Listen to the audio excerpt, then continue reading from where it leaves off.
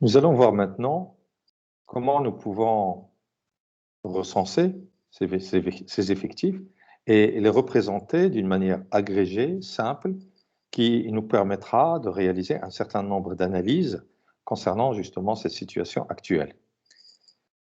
Pour pouvoir recenser les effectifs, nous utilisons une matrice à double entrée qui va nous permettre de nous représenter les effectifs de l'entreprise sur la base de deux critères. Premièrement, l'appartenance à la famille professionnelle. Je vous rappelle qu'une famille professionnelle est un rassemblement de métiers qui lui-même est un rassemblement d'emplois et ces rassemblements d'emplois sont eux-mêmes des rassemblements de postes. Donc, vous vous souvenez de cette arborescence et donc là, nous avons à ce niveau-là l'ensemble des familles professionnelles qui sont représentées au niveau horizontal. Pardon, au niveau vertical, au niveau des colonnes. Donc, nous sommes là devant une entreprise industrielle qui a 1, 2, 3, 4, 5, 6, 7, 8, 9 familles professionnelles, la famille production, la famille maintenance, la famille commerciale et distribution, la famille marketing, la famille magasin et approvisionnement, la famille finance et comptabilité, la famille administration générale, la famille audit, organisation et système d'information et la famille qualité et développement. De l'autre côté, au niveau des lignes, nous avons les catégories socio-professionnelles. Alors, dans la plupart des entreprises, nous trouvons globalement trois grandes catégories que sont les cadres, la maîtrise et l'exécution. C'est une classification non des individus, mais c'est une classification des emplois, indépendamment des individus. Ainsi, on aurait des emplois qui sont classés comme étant des emplois de cadre, d'autres emplois qui sont classés comme étant des emplois de maîtrise ou d'exécution. D'une manière plus détaillée, nous avons ici 8 catégories socio-professionnelles. Nous avons la catégorie de manœuvre, nous avons la catégorie d'ouvriers spécialisés, nous avons la catégorie de techniciens supérieurs et de haute maîtrise. Nous avons enfin les catégories de cadres, managers et dirigeants. Chacune de ces catégories a une lettre, donc H, G, F, E, T, C, B et A. Eh bien, à partir de là, nous recensons les effectifs qui occupent des emplois qui sont classés dans telle famille professionnelle et dans telle catégorie socio-professionnelle.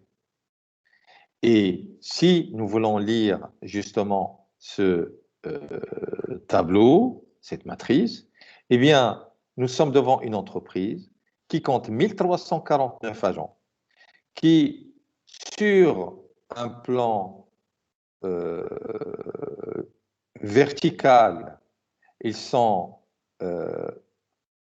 répartis en 9 familles professionnelles, 18 au niveau de la qualité et développement, 38 au niveau de l'audit et système, organisation et système d'information, 264 au niveau de l'administration générale, 48 au niveau de la finance et comptabilité, 268 au niveau des magasins et approvisionnement, 22 au niveau de la famille professionnelle marketing, 381 dans la famille professionnelle commerciale et distribution, 86 dans la famille professionnelle maintenance, 244 dans la famille professionnelle production. Par ligne, ils sont représentés, ils sont répartis comme suit: 144 occupant des emplois de manœuvre, 161 occupant des emplois d'ouvriers spécialisés, 352 occupant des emplois de techniciens, 368 occupant des emplois de techniciens supérieurs, 202 occupant des emplois de haute maîtrise, 73 occupant des emplois de cadre, 38 occupant des emplois de manager et 11 occupant des emplois de dirigeants. Nous pouvons par ailleurs lire la situation cellule par cellule. Ainsi, par exemple, on a 108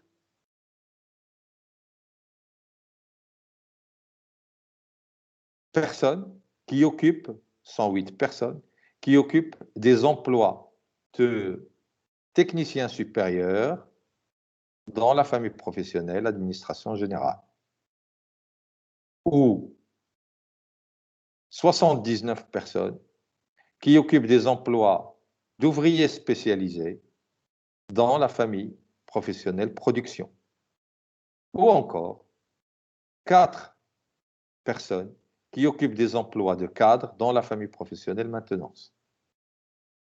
Vous remarquez que nous ne disons pas 4 cadres qui occupent des emplois dans la famille maintenance. Parce que là, la logique n'est pas la logique du statut de la personne, mais la logique de l'emploi, quelle que soit la situation de cette personne-là, sur le plan statutaire ou sur le plan de sa rémunération ou autre. Donc, nous respectons ainsi la distinction que nous devons, sur laquelle nous devons nous conformer, la distinction qui doit exister entre le poste et l'individu. Voilà donc le premier travail de recensement que nous devons faire. Ce travail de recensement, il est nécessaire pour pouvoir aller plus loin en matière d'analyse de la situation actuelle.